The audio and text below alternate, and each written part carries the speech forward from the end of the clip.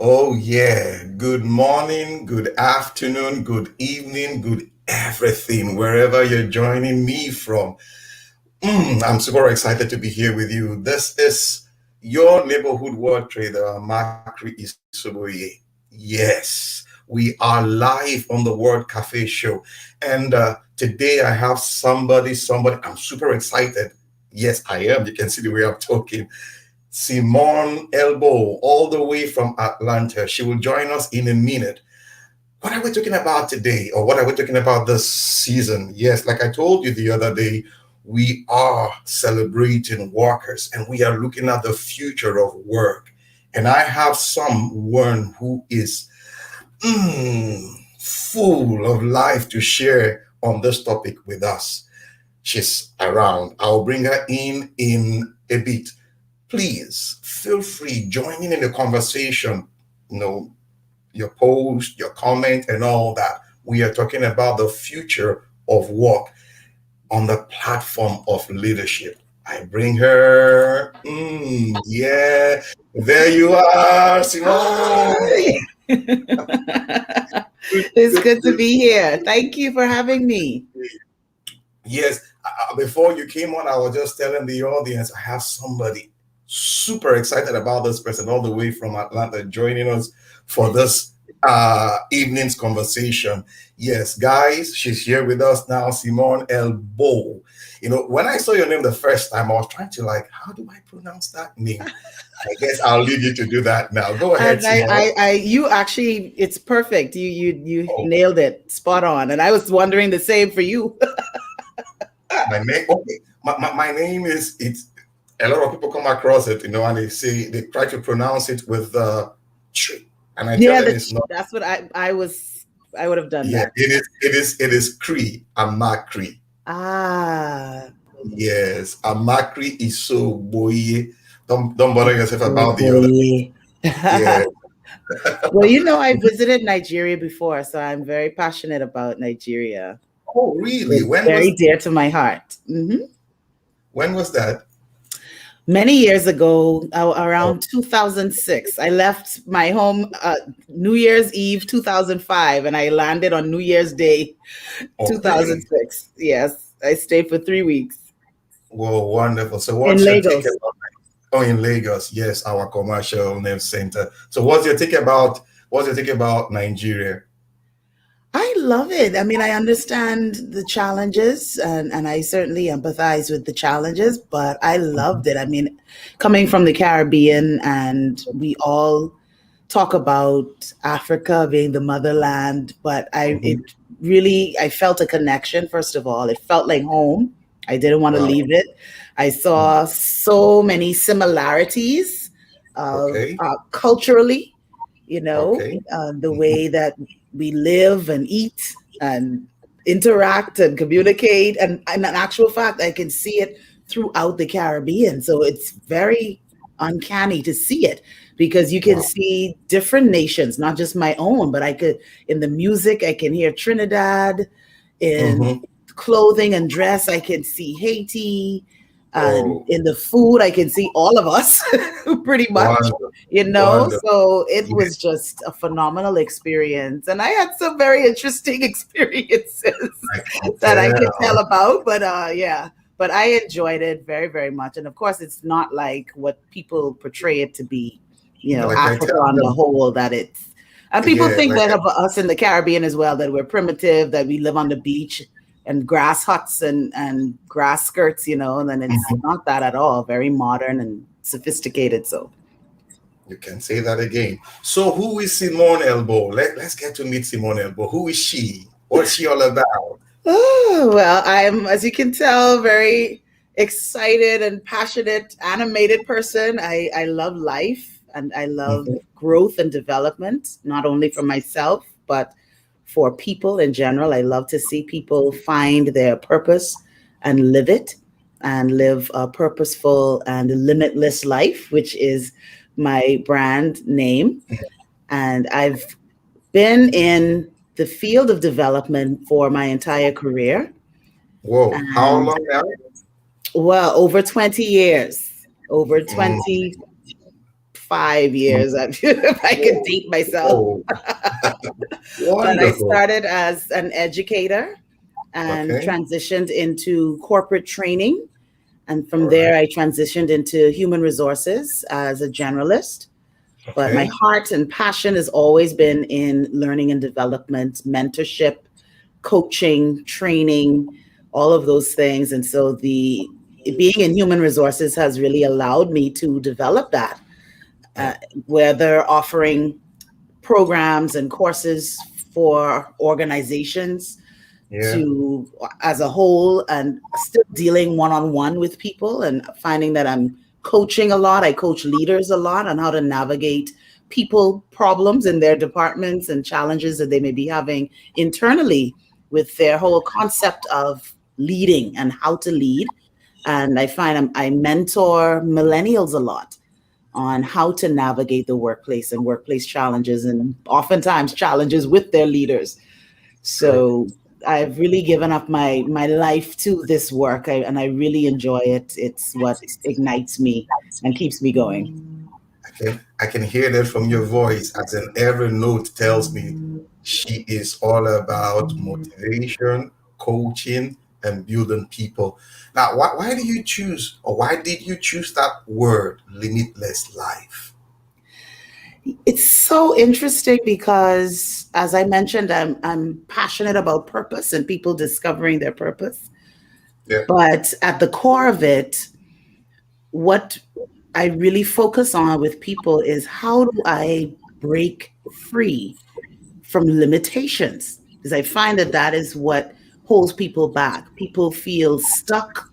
People feel that I can't get past this particular block. And most times it's internal, it's an internal block that they have, whether it's their mindset, their belief system.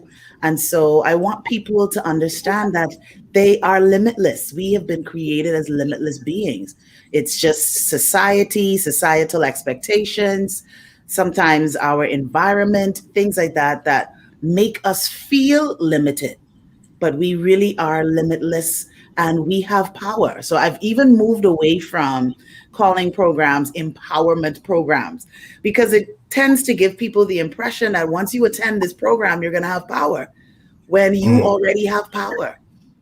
And it's it's just to just a matter discover of that. you tapping into that and moving in that power that you already have and not feeling powerless.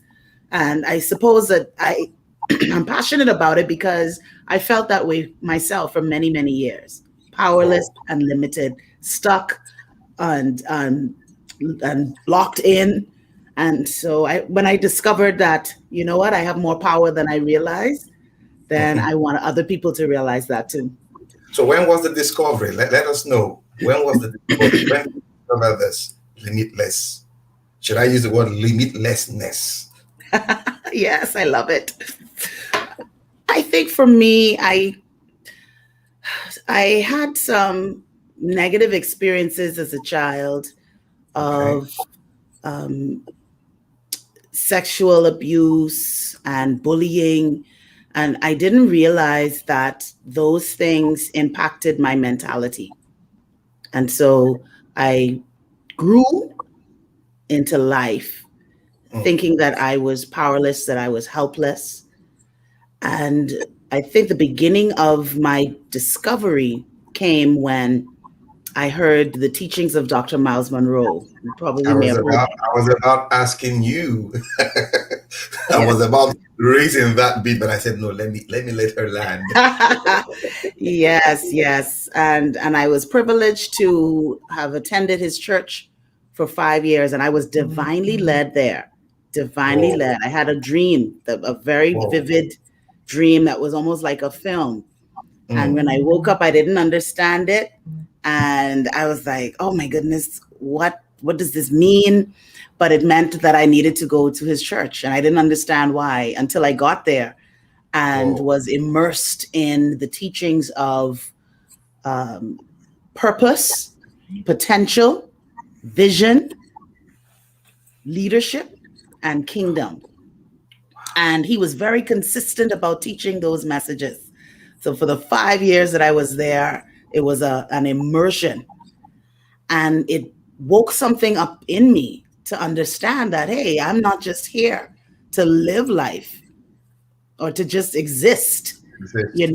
I am here for a reason. My life has meaning, and there's something that I need to do. There are people that I need to impact. And in the course of attending his church for that period of time, I met one of his leaders, one of his key leaders, who hosted a conference every year called the CEO Network. And I attended this conference, and I remember sitting in the crowd and thinking, boy, I would love to do this. I would love to be speaking and sharing with people and organizing conferences and things like that. And one of her speakers is Lori Beth Jones, who is a writer and a business consultant. And she hosted trainings for a book that she wrote called The Path. And it was really how to help people write their mission statements for their life or for their work. And so I had the opportunity to hear her speak, again, was ignited. And as you can tell, it moves your life along a path. And Exactly. so Like I had the a opportunity to compression. attend. Yes. And so I had the opportunity to attend her training. And of course, with her training, you follow the processes yourself. So it's very uh, illuminating and enlightening personally. And then you learn how to take people through that journey as well.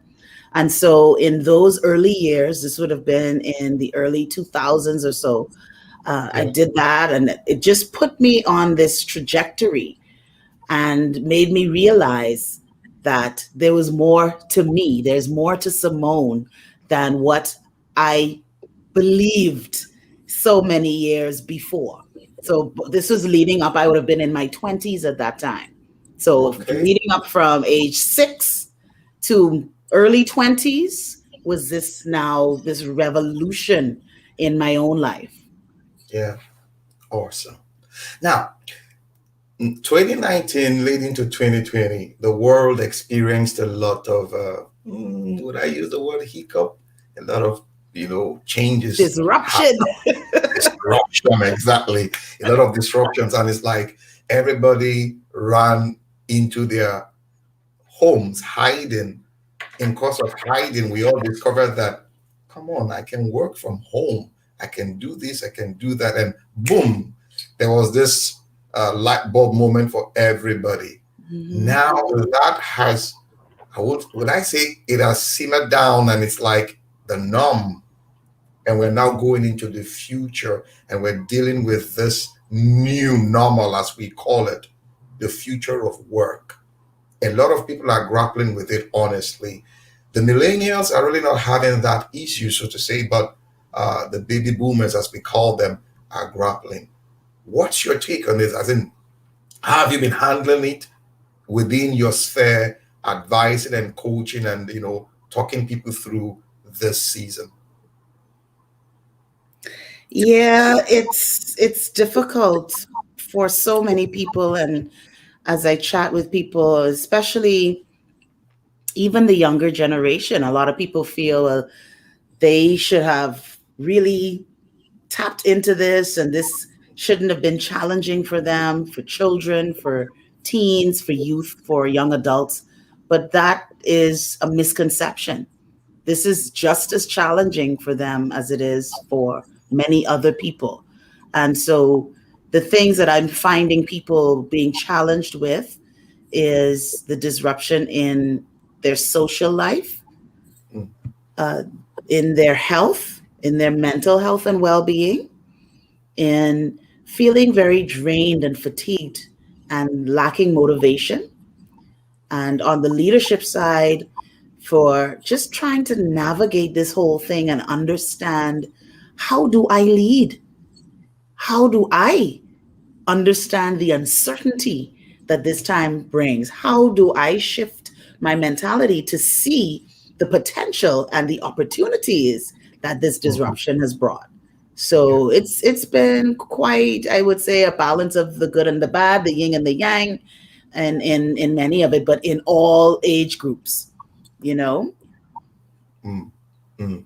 Now, I remember my son, my 10-year-old. his mom was telling me the other day. He walked up to his mom and he said, "Mommy, there's no need of going to school." And she was like, "Why?" Because everything I need, I just go on the internet, Google, and I have my information and all that. So the mom called me and was like, "Look at what your son said." And I was like, "Well, we need to let them know that yes, you have that information, but you also need to be within the proper framework of a school to interact with people and exchange ideas because we are social creatures. We need to see ourselves and relate." I don't know. What do you think? How do we, for our children, that is now, how do we manage them? Because the truth is, we're working from home now. They are schooling from home now. How do we manage this? I think we have to know our children, first of all, because you do have some children who would say, like your son, I could do this from home. I don't need to go back to school. I could, everything is here at our fingertips on this phone or this tablet, and I'm good. And then you have some children who they need school. They need the interaction. They need the social life. They need the attention from their teachers. They Yeah. need that hands-on experience. So I think that we need to know our children and what they need, and to also help them navigate sometimes what they think they don't need. So your son may feel like, I don't really need the whole drama of school. Yeah. I don't need to be figuring out, am I making friends, or this person teasing me, picking on me, or all of this. I don't have to be noticed if I don't want to. I could just mute that mic and live my life. And so we have to still teach those lessons that in life we're still going to have to interact with people. We're still going to have difficult conversations. We're still going to have to deal with pain, and we Yeah. can't mute our way through life. We can't just mute our cameras and mute our mics and think that everything is going to be okay. And this is the concern that I have with this era, because I'm concerned about our emotional intelligence and our ability to be self-aware, to be socially aware, to be able to speak up, which has been a challenge prior to the pandemic. And True. so I think this may only make it worse. This is the introvert's dream right now. Like, I've been living my life this way all this while. Like, why? What's your problem? And it would just, I think, push people further away from disconnecting from life and from humanity and from some of the real challenges that we would love to avoid. But these challenges sometimes come to shape us, Mhm. and that's some of the lessons that I give millennials. A lot of times they feel like, you know what, I don't have to put up with this. I'm out of here. Mhm. But sometimes it's in these tough moments that we are shaped and prepared. We have to work with that boss that we don't particularly like or respect. We have to deal with the boss that may be overly critical or that is demanding. These are the things that shape us, as difficult as they are. And I'm not saying that we should stay in toxic situations. We should know when enough is enough and it's time to move on. But there are times when we have to stay and we have to learn the lessons. We have to push through, because it's all tied to our purpose. Wonderful. Now, you said you spent 5 years under Dr. Miles, Yeah. and I want to believe those 5 years were memorable for you. Can you tell us what was it like, as in firsthand, sitting under him for this period, and what did you really take away from sitting under his, what I say, ministry? Yes, it was a phenomenal experience, and actually it was a challenging experience. It stretched me, and this is why I can speak from personal experience. that it stretched me. It stretched me because it was a bigger experience that I'd been accustomed to. So I was going to another church, and it was my home church. It was where my family was. This is where I was born and grew up. And so I was loved and affirmed and known. And I reached a place of comfort in what I was doing in that ministry.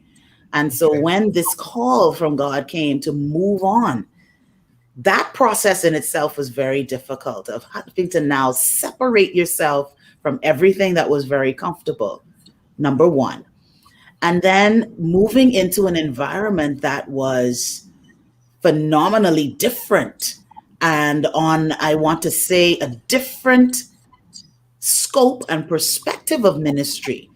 I don't want to say Okay. a higher level because I don't ever like to measure church in that way, but it Mhm. was a different perspective of ministry because Dr. Miles was traveling the world, he was on television, and so you were recording. It wasn't just coming to church and singing on the praise team. You were being recorded to go around the world. People that you watched on television were standing on the platform. You were looking at them in the flesh. And being Mhm. a part of the music ministry, we supported many of them. So we're singing with Donnie McClurkin and Andre Crouch, and we're looking at Creflo Dollar and Mike Murdoch and all of these people that you watch on television, like standing in your presence, and you're listening to them. And so for that, that also shifted my mindset to understand that I have also access to a global platform, that even as I am serving, I'm looking at it and saying, I have access to this too. I could perhaps do this as well. And again, it was preparation, right? So being Mhm. there and watching Dr. Miles operate, I think one of the most profound lessons for me, other than his prolific ability to teach and to break information down, was his humility.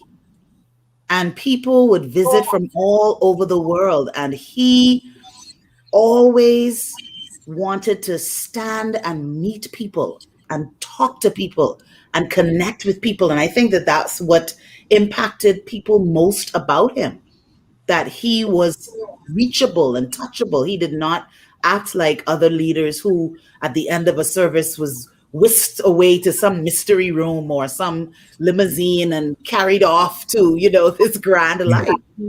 He was never ashamed to share that he came from humble beginnings, and he was never one to separate himself from people, and he loved people. And so I think those were the key lessons that I took away, aside from the messages that he taught, on those five core areas. I think personally, he never lost that touch to connect with people. And I think that was his inspiration for what he did. A servant leader, more or less. You Yes, know, exactly. I ended up servant actually, he leader. did a conference under that theme, and I wrote a song, the theme song for that conference. I wrote it. Um, Mm, yes, mm. give me the power of a servant's heart.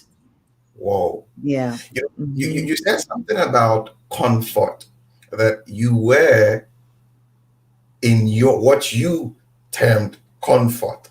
This is my comfort zone. I'm comfortable here. I don't want to go anywhere. This is my more or less peak. And God gave you a vision. That's not comfort. I want to stretch you, or rather, I want to take you to true comfort. Sometimes the comfort zone phenomenon or comfort zone theory is elusive, as in it's a lie. I have everything I've got. I'm going nowhere. You don't want to like dream anymore. That God comes knocking. Hello, wake up. I think it's time for you to go to the next. When you were saying that, that just came to me that listen, what you call comfort is an illusion.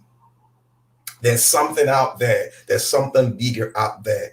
Now, as a woman, uh, last month I had this series for women. as in celebrating women. March, Yes. like I told people, March is for women. Now we're now confused. We don't know which is which anymore in terms of the actual International Day for Women. You have the Anglicans will celebrate Mother's Day, the Pentecostals will celebrate theirs, and all that. But the month of March was just dedicated to them. For you as a woman this season, what has it been like seeing all the challenges and the successes that women globally have recorded? What is it like for you? It's, for me, I think, an opportunity to really shine, to really capitalize on what's going on, to pivot, as we use those words, to look at how can I reach more people, how can I reach people and provide solutions to what they need. And on the flip side, it's also very challenging. It's challenging for people who are single parenting, people who are co-parenting, and as you mentioned, trying to work from home, trying to help students, their children at whatever stage they're at with schooling, being concerned about their performance and income and health and well-being, and feeling like the workload, I think, is probably tripled for so many people, and True. feeling like, can I handle all of it? Can I stay in balance? Can I find the me time that I need to replenish Mm-hmm. myself? And so those were some of the areas that I personally struggled with. I came out at the beginning of the pandemic in a bang. Like, I was on fire and I was churning out things, and I felt ignited. But by the end of last year, I was depleted.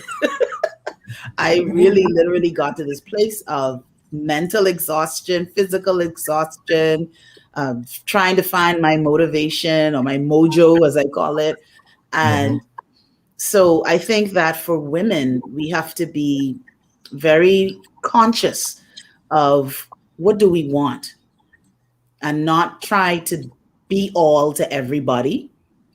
I Okay. went through a period, and very recently, of really assessing what are the things that I'm involved in, and do I need to continue to say yes to everything? Do I need to still participate in the things that I'm participating in? Okay. What are my priorities?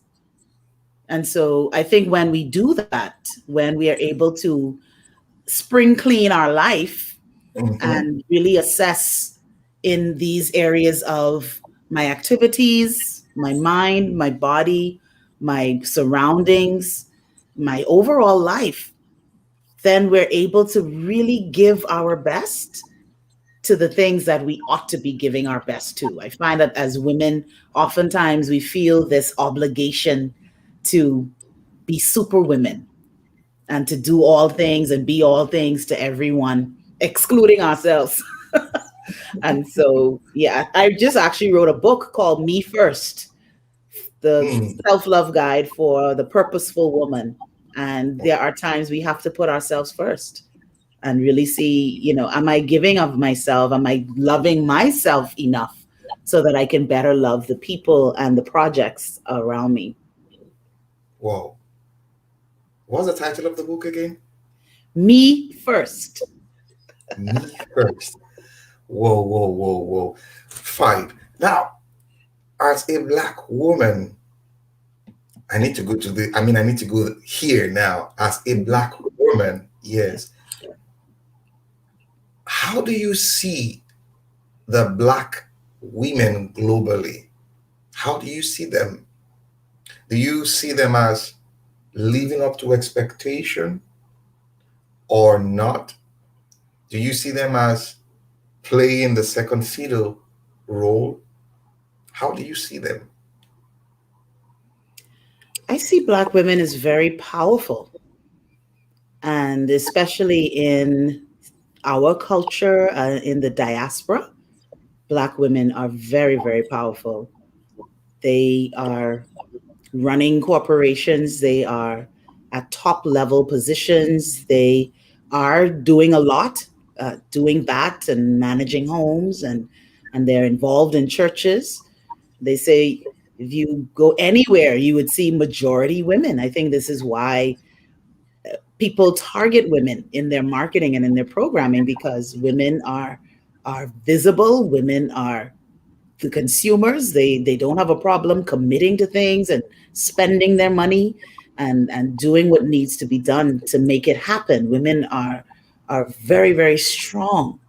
So I see that, but I also see the brokenness in Black women.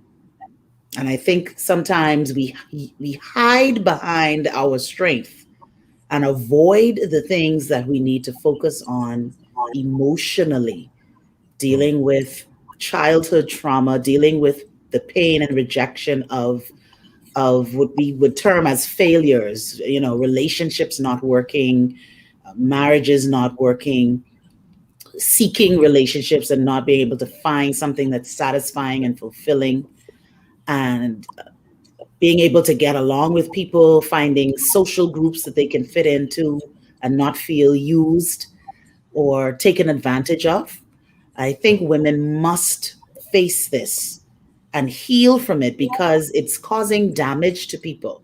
It's damaging their children, it's damaging their relationships with their partners and with their workers and their colleagues, because we are triggered in many cases and we're acting out in ways that's not healthy. Again, I go back to emotional intelligence. So I think that that is an area that we must work on, so Can that you we and that touch a little we bit on emotional intelligence? Can you touch a little bit on it? Emotional intelligence. yes. So emotional intelligence really is how we are able to recognize and manage our own emotions and recognize and influence our relationships with others.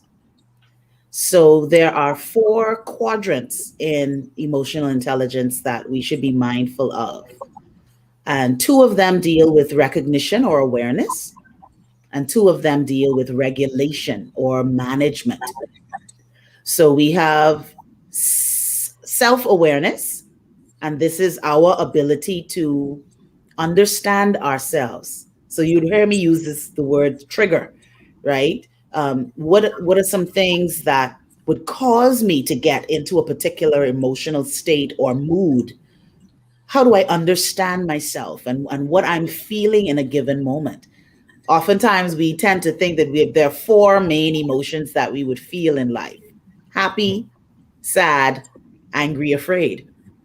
But there are hundreds of emotions and layers and layers and layers. If we were to take each one of those, happy could really be ecstatic, it could be stimulated, it could be fulfillment. I mean, there's so many different layers to what we feel. And this is what self awareness does, helps us to understand, who am I and what am I about? What do I need to heal? What are my strengths? And how do I move from there? The next quadrant of that is self management. So I understand how I feel, but how do I manage this? Does this mean that because I feel it, I need to react to it or respond because of it? Do I need to speak out in this particular state, or do I manage myself to know, how do I control these impulses or these feelings in this particular moment? How do I know when it is the right time? And how do I craft a message that shows that I am socially aware? So that's the third quadrant. So when you have social awareness is when I understand other people and their emotional state. So this is where we get the term empathy from. I am able to put myself in your shoes and understand, what would you be feeling in this moment? And if I am aware of what you're feeling in this moment, then it would temper how I manage myself. So if you're having a horrible day, you come home and you're having a horrible day, my self management says, I don't need to talk about the great day that I had. This is my moment to listen to you and to offer you empathy about your day and Yeah. give you what you need, right? Not to say that I'm not going to share about my great day, but I am going to find the right time to do that.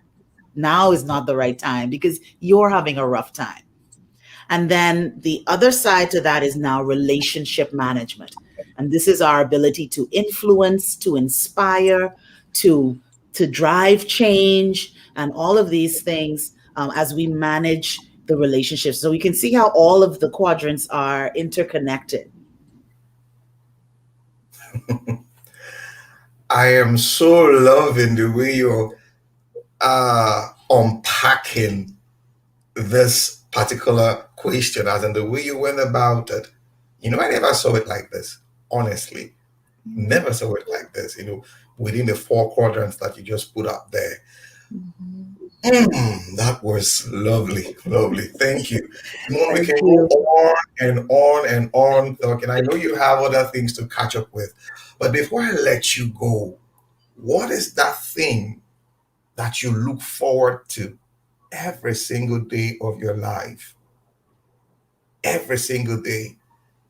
What's that thing that you look forward to? For me, it's the opportunity to make an impact in someone's life.